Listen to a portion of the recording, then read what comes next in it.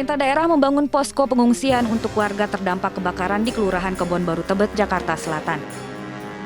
Sebanyak 29 warga mengungsi usai kebakaran melanda rumah mereka pada Sabtu sekitar pukul 3 dini hari.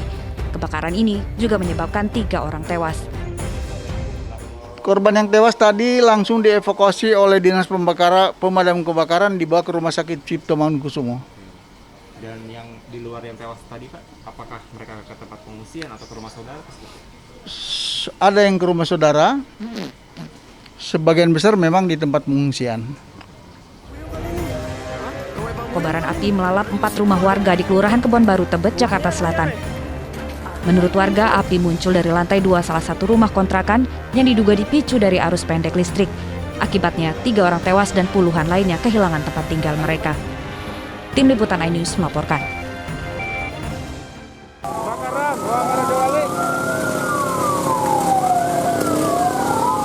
Kepulan asap tebal terlihat di antara deretan toko-toko milik pedagang yang hangus terbakar di kawasan Jalan Raja Wali, Kecamatan Jekan Raya, Kota Palangkaraya, Kalimantan Tengah sore tadi. Bangunan yang sebagian besar terbuat dari kayu membuat api cepat merembet dan menghanguskan 10 toko, berikut barang-barang di dalamnya. Pedagang yang panik berusaha menyelamatkan barang-barang dari dalam toko. Tim pemadam kebakaran Kota Palangkaraya berupaya memadamkan api dengan mendatangkan sejumlah mobil damkar. Menurut saksi mata, api pertama kali muncul dari warung nasi kuning yang sudah 2 hari ditinggalkan pemiliknya pergi keluar kota. Main asap aja keluar dari genteng, Pak. Aku melihat tuh. Orang jualan apa? Nasi kuning. Saat itu ada orangnya nggak di warung itu? Orangnya ke Banjar. Oh, ditinggal Bu ya? Sudah 2 hari, Jak. Aku tak tahu juga orangnya bahwa ke Banjar, cuman ya tutup 2 hari. Sekalinya api timbul di situ.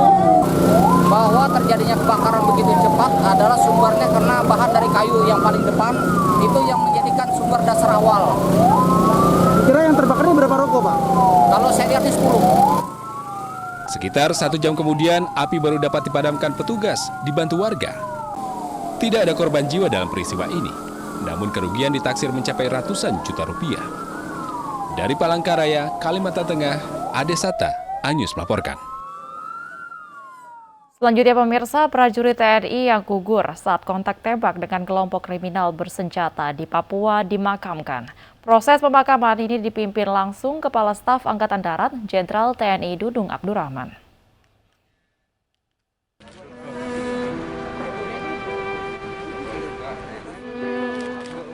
Isak tangis mengiringi pemakaman Sertu Anumerta Rizal Maulana Arifin di Taman Makam Pahlawan Cikutra, Bandung, Jawa Barat. Ibunda almarhum tak kuasa menyaksikan peti jenazah putranya masuk ke liang lahat. Sertu Rizal merupakan satu dari 3 prajurit TNI yang gugur saat kontak tembak dengan kelompok kriminal bersenjata di Kabupaten Puncak, Papua. Kepala Staf Angkatan Darat Jenderal TNI Dudung Abdurrahman memimpin upacara pemakaman. Ia menyampaikan duka mendalam kepada keluarga. Ia juga berjanji akan mengejar para pelaku penembakan. Yang sangat merasa kehilangan anak buah saya yang gugur di daerah operasi, dan saya berharap untuk staf operasi TNI melakukan langkah-langkah sehingga mereka STB dapat dilakukan pengejaran. Atas jasanya kepada negara, almarhum Sertu Rizal juga mendapat kenaikan pangkat luar biasa 1 tingkat. Dari Bandung, Jawa Barat, Ervan David, iNews melaporkan. Pemirsa, tim DVI Polri berhasil mengidentifikasi 3 dari 17 jenazah korban bentrokan maut di Kota Sorong. Salah satu jenazah merupakan asal Sumatera Barat bernama Indah Sukmadani alias DJ Cleo.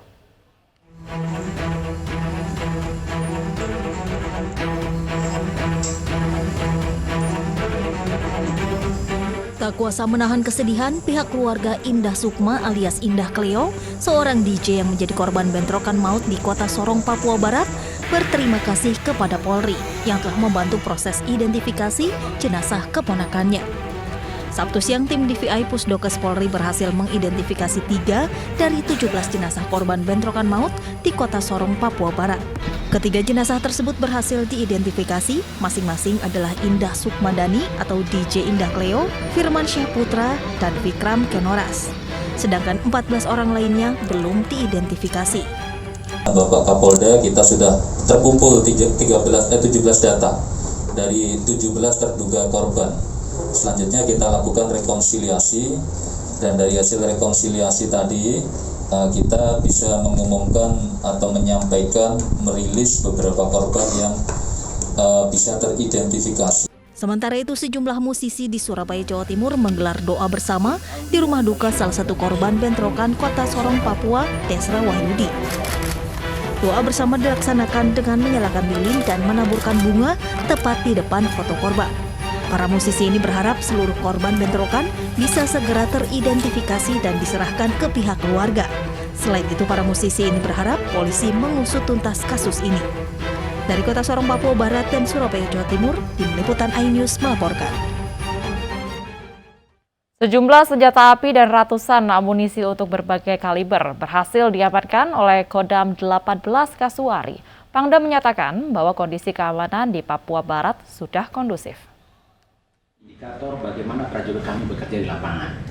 Ya, tanpa dia bekerja dengan luar biasa, saya yakin ini tidak akan. Prajurit Kodam 18 Kasuari berhasil mengamankan 15 pucuk senjata api dan 403 butir amunisi berbagai kaliber.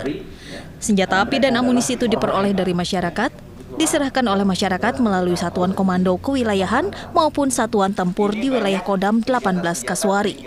Sementara itu, Majen TNI Nyoman Cantiasa menyatakan bahwa suasana di Papua Barat sudah kondusif. Penjajah Belanda meninggalkan virus. Saya akan terus berupaya masuk ke masyarakat dan rangka untuk mengedukasi, mensosialisasikan. Mari kita sadar, mari kita segera bangkit bangun tanah Papua ini. Jangan terprovokasi dengan bahwa kita berbeda, terus kita berjuang ingin Papua merdeka dengan angkat senjata dan sebagainya, terus kita saling membunuh. Karena apa? Endingnya kita semua rugi. Selain itu, 7 DPO pelaku penyerangan Poskoramil Persiapan Kisor Maibrat berhasil ditangkap atas kerjasama Kodam dengan Polda Papua Barat. Dari Manokwari, Papua Barat, tim liputan iNews melaporkan. Kasus kerusakan mobil mewah di Kasihan, Bantul berbuntut panjang. Polisi tangkap 3 tersangka dan masih memburu tersangka lain.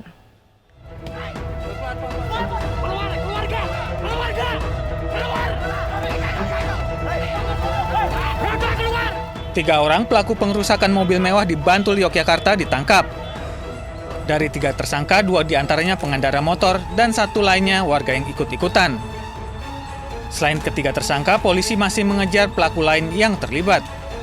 Polisi menjerat para tersangka dengan pasal 170 KUHP tentang pengeroyokan dengan ancaman penjara 5 tahun penjara. Beberapa masyarakat juga ikut terprovokasi karena ada yang meneriakkan maling-maling sehingga terprovokasi, ikut juga mengejar pelaku tabrak lari ini. Dan tepatnya di perempatan Taman Tirto. Sebelumnya beredar video mobil dirusak warga. Penumpang dalam mobil panik dan berusaha minta maaf. Namun warga terus merusak mobil. Pengerusakan berawal dari pengemudi kabur setelah cekcok dengan juru parkir di Gamping, Sleman, Yogyakarta. Bukannya menyelesaikan masalah, pengemudi malah tancap gas. Massa kemudian mengejar hingga mobil menabrak sejumlah sepeda motor. Warga yang mengejar semakin banyak saat pengemudi diteriaki maling. Pengemudi menjadi sasaran amuk massa saat berhenti di lampu merah. Dari Bantul, Yogyakarta, Trisna Purwoko, iNews melaporkan. Pemirsa, jangan kemana-mana karena usai jeda berikut kami masih memiliki informasi menarik lainnya. Tetaplah di iNews Malam.